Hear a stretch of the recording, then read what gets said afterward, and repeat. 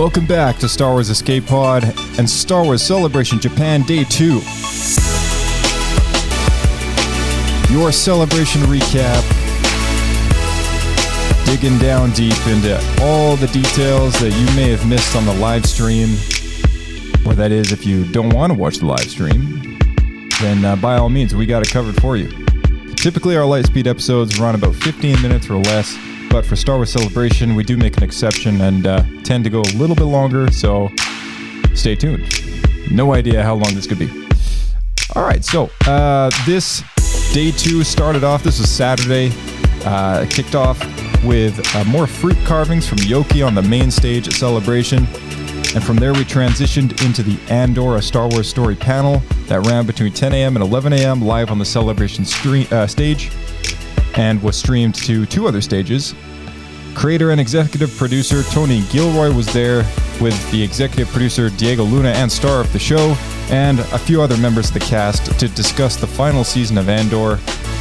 And there were some takeaways from the news or the information that they dropped. Each 3 episodes will represent 1 year of time, and each week 3 episodes will release on Disney Plus until the series is done. We will start Mon Mothma's story on Chandrila, and a wedding will take place. This season visits dark themes and Mon stepping out of the shadows to speak the truth. Ben Mendelsohn returns as Director Krennic. We find out where Dedra comes from this season, and things will get strange with Cyril, hinting at some sort of strange relationship with him and Dedra, that is. Cyril gets a promotion. He's also on another planet flexing his new powers and, political powers, that is, and getting with Dedra, maybe. Spice things up. Bix has left her home since season 1, and she's trying to reconstruct herself after what happened with her post-torture from the doctor guy. You also get into her relationship with Andor much more in this season compared to the last. Alan Tudyk is back as K2SO, and the birth of K2SO will be seen this season. No mention of the Marvel one-shot this panel.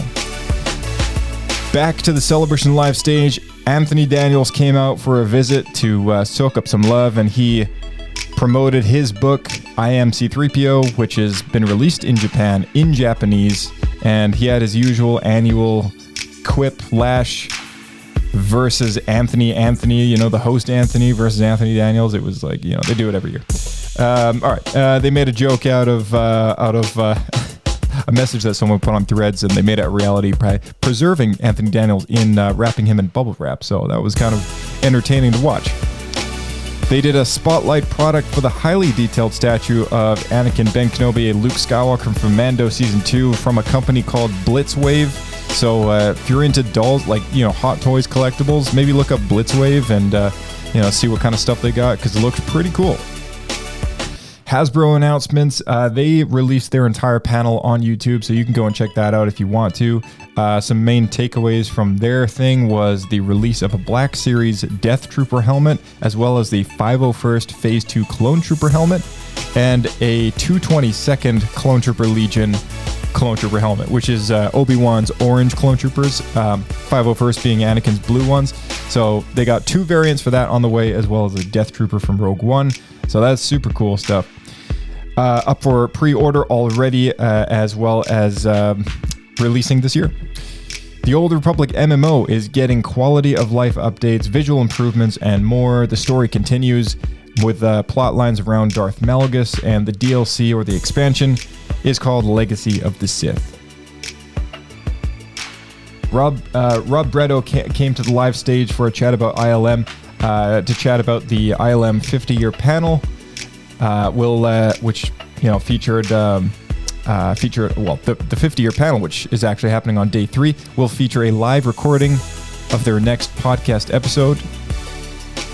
Rob also showed off a 50-year ILM crew shirt, which is available on Amazon right now, outside the company for the first time ever.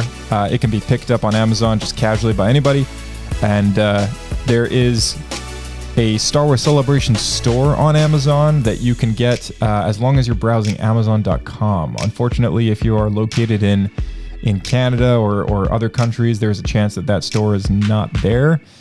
So just be aware of that. You might have to get it through Amazon.com and then pay the duties and the shipping and all that. So maybe pass unless you're desperate. Product spotlight happened for Jewel Brands, which they sell pins, rings, so much more miscellaneous stuff. Oki, the fruit carver, went back and talked about the art of fruit carving, which has been going around for about 1,000 years now, he said, which is pretty crazy. He even carves in cork as well. Booth spotlights included Rancho Obi-Wan, spotlighted for their future plans, combining multiple private collections to make a grand display called the Saga Museum. So that's some plans that they have in store for the future. Some more promotion happened for Young Jedi Adventures Season 3, with lots of stuff going on at the convention for all those kids. Back on the live stage, ILM X Labs brought up Jose Perez III to talk about Beyond Victory, a mixed reality experience on MetaQuest. We already talked about this a little bit 2 episodes ago on the show, but we got a bit more information here. So Sebulba returns in the story to help train you, the player, or the person that you're playing as the character, during the time period of Solo, a Star Wars story. Alyssa Finley was up there as well and talked about the main character that you play as, and his name is Volo. There was a free comic book one-shot leading into the Beyond Victory storyline, which was available for pickup at the Meta booth at the convention. So I'm sure there's going to be a lot of those being scalped online later after the event. People are kind of probably be selling them for like, $50 a pop or something like that, something stupid. So, if you're a Marvel Comics collector, maybe snag those up quick before they skyrocket in value. Maybe that's going to happen. I don't know. But hey, if you know somebody at Celebration, maybe get them to pick up 1 or 2. The Reign of the Empire era is when this game takes place. This also adds a lot of story and motivation for the characters that would join a world filled with pod racing. It's all for the thrill in a galaxy of gray. There's full VR moments, which are the cutscenes and the big moments of the episode or the game, and the mixed reality moments where you see pass through to the room around you, and only virtualizes bits and pieces of it is when you use the holo table, is what it's called, and that's for when you're driving the pod racer, almost like a 3D AR version of Mario Kart, I guess, is the best way I can describe it. Footage of some of these modes exists in the sizzle reel that they released online, and the release date is, quote, one of these days. So we didn't actually get a release date from them, unfortunately, but here's hoping that it's later this year. Audio Technica is releasing Star Wars earbuds and over-the-ear Star Wars headphones with character-inspired designs from R2-D2, Darth Vader, Grogu, and The Mandalorian. Back on the live stage, Kristen Baver brings out Ahmed Best, and he discusses Jar Jar in 20 years of Revenge of the Sith, Jedi Temple Challenge, creating his own Jedi character for that game show, which was then adapted into The Mandalorian as Kelleran Beck. And fun fact is he made Kelleran to honor teachers. He is a teacher who enjoys the process of teaching and is enthusiastic about it. And so that's what he wanted to bring to the character Kelleran Beck when he designed the character for Jedi Temple Challenge, which is a YouTube game show for kids, which is a Star Wars game show. So that was kind of cool. He enjoys the Darth Jar Jar theory and loves the cameo that he had in Rebuild the Galaxy. Announced is Rebuild the Galaxy 2, officially called Rebuild the Galaxy Pieces of the Past, which is the new Lego Star Wars movie that's going to come to Disney+. Ahmed Best will return for that, which also means Darth Jar Jar will be back. Ashley Eckstein will be returning to Star Wars as Ahsoka in Pieces of the Past, and she will be voicing the character of Ahsoka BrickHeadz.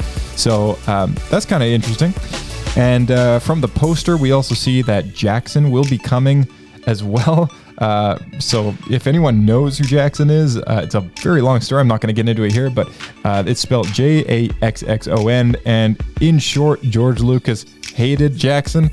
He's basically just Bugs Bunny in Star Wars, and kind of silly to see him show up as a character in this next Lego movie. But there is almost no better way to present this character to screen other than in a Star Wars Lego movie. So I think a lot of people are going to be looking forward to that. Anthony brings out Andor actors Dedra and Cyril, the characters that is from Andor, Denise Go and Kyle Soller to the live stage to talk a little bit more about Andor Season 2 and what they achieved with telling another great Star Wars story, and we can expect some twists for Cyril's character. Alan Tudyk and Diego Luna came to the live stage as well, and there was a brief mention that we will see the moment that they meet, which is Andor and K2, that is. This event is told in the Marvel Comics one-shot, so they didn't actually mention the one-shot in the panel earlier in the day, but for this particular event of the story, they did say that it seems like we will be seeing it, so I am curious to see if they'll just completely ignore the events of the comic book, or if they'll at least try and adapt it as best as possible. I guess we'll find out. Tony Gilroy, Adria Arjona, and Genevieve O'Reilly joined the live stage to talk about Andor Season 2 as well, and their characters a bit more. Nothing new came up there. The Ahsoka panel began, and Rosario Dawson, Jon Favreau, Dave Filoni, and Hayden Christensen all joined the panel to talk about what they achieved with Ahsoka Season 1 and Ahsoka Season 2, which is shooting in 1 week from now. It will also have 8 episodes. Dave Filoni wrote all of them, and some interesting things of note. Hayden Christensen will be returning to Ahsoka Season 2 as Anakin Skywalker. Rory, I forget his last name now, but will be. There's the images floating around online about him, because they released images of him in the Balin skull costume, because he is reprising, or I guess coming in as the role since we lost Ray Stevenson. And, it was a very kind of solemn moment in the panel, but, I think a lot of people are excited to see the character keep going. They released pictures of some miniature models of some of the pre-production sets that they're designing. The Noti are coming back again, of course, and we will see Admiral Akbar go head-to-head against Admiral Thrawn. So something else mentioned is that Thrawn versus Admiral Akbar is going to be probably a big part of Season 2 of Ahsoka, because half of Season 2 is quoted by Dave to be a giant war. So I imagine that we're going to have one war going on in the galaxy we're familiar with Hera and Ezra and Zeb and all those people versing the remnants of the Empire. And then on the other hand, we'll have the Balin and Ahsoka and Sabine and Shin Hati storyline on a galaxy far, far away from Ezra. So I guess we'll see how that ties up. And it sounds like Season 2 could actually be the final season of this show, unfortunately. So I guess hopefully there's no loose ends when that story wraps up. Dave is actually still writing parts of the episodes, and the cast has not read the whole show just yet. John Knoll came to the live stage to talk about working on Skeleton Crew. Some more product spotlights were brought to light. Royal Selangor has been around nearly 140 years, and they've been crafting luxury chess sets and products made of pewter, dipped in gold, and so it was cool to see some of the stuff that they brought to Celebration, and you can pick some of their luxury items up online. Dave Filoni, John, and Rosario talked to Ahsoka Season 2 on the live stage for a little bit, and of course, they did say Chopper, we're going to get a lot more Chopper this season, and Zeb, who Zeb only showed up in Mandalorian Season 3, I think it was, which was kind of strange, but also really cool. And it sounds like we're going to get him in Ahsoka as well. So you're going to get the whole Rebels family back together again.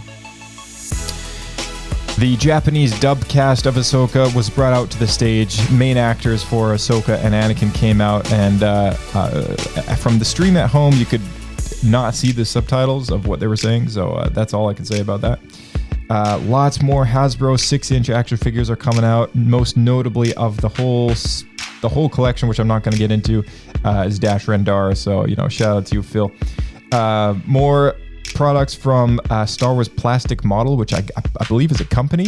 SH Figures, Bandai Spirit booth, if that rings a bell to anybody.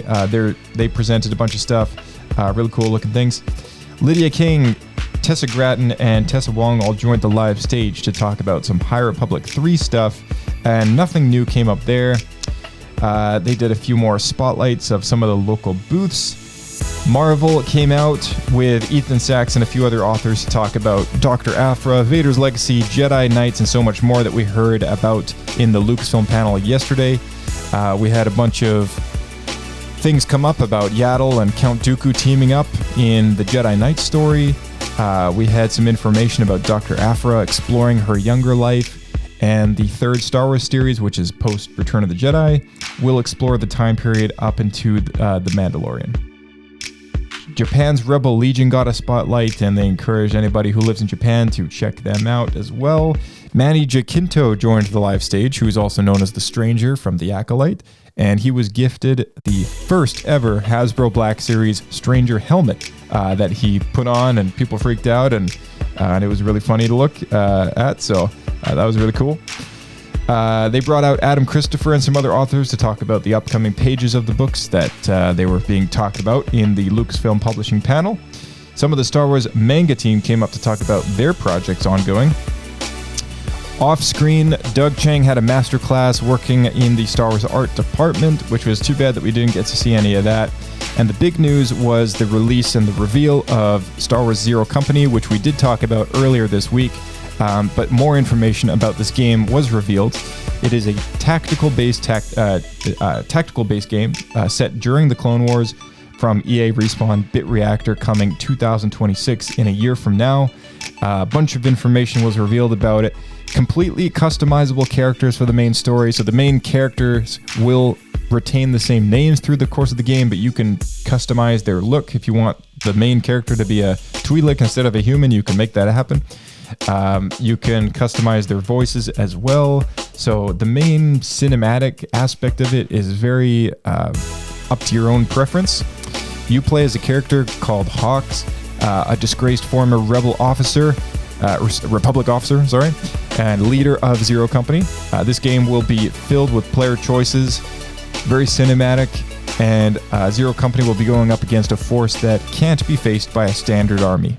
They describe it as the war beneath the war. So that was really cool to see some close-ups of these characters that you could play as in the game, or direct in the game. The main base that they congregate in is located on the Ring of Kafrene, as seen in Rogue One and the board game Outer Rim. Lots of other familiar planets will be showing up in this game. The main ship that you have in this game is wicked cool, and your pilot droid is known as Mevo, M3VO. So lots of cool stuff. There's going to be lots of surprises. More information coming soon. This will be released on Steam and Epic Games for PC, and Xbox Series X, as well as PS5. Topps Trading Cards revealed that they are the longest running merch partner since 1977, and they showed up to the event as well, showcasing their Mayo product and lots of other things. So shout out to all the Topps Cards collectors out there. There was actually recently a local convention near my place, which there was tons of people who were buying and trading Topps Cards for hockey and all this and that. So and they've been in the Star Wars game since 1977, so, big respect for that. All right, more from Doug Chiang and Skeleton Crew talked about his work on that and his upcoming book, The Cinematic Legacy and Star Wars Legacy, from Doug Chiang, coming later this year. Tamora Morrison and Daniel Logan came to the live stage to talk a little bit about the Fett family and being involved in Star Wars. Ashley Eckstein came back out and hyped up the crowd and announced that her universe is launching a new collection at Disney parks just in time for Seasons of the Force and May the 4th. So look forward to that soon. They brought out Alan Tudyk again, as well as just closing it off for the day from Anthony and Kristen. And that was day 2. That was Saturday of the convention. And here we are rolling into day 3, the final day. You can prep for Fortnite and Disney Parks information, as well as the Visions Volume 3 panel, which is set to start right away when the day begins. So stay tuned for all that information and more little tips on what we're going to be able to look forward to next from Visions Volume 3 and so on and so forth. So that is all, folks. May the Force be with you, and we will see you in the next episode of Star Wars Escape Pod.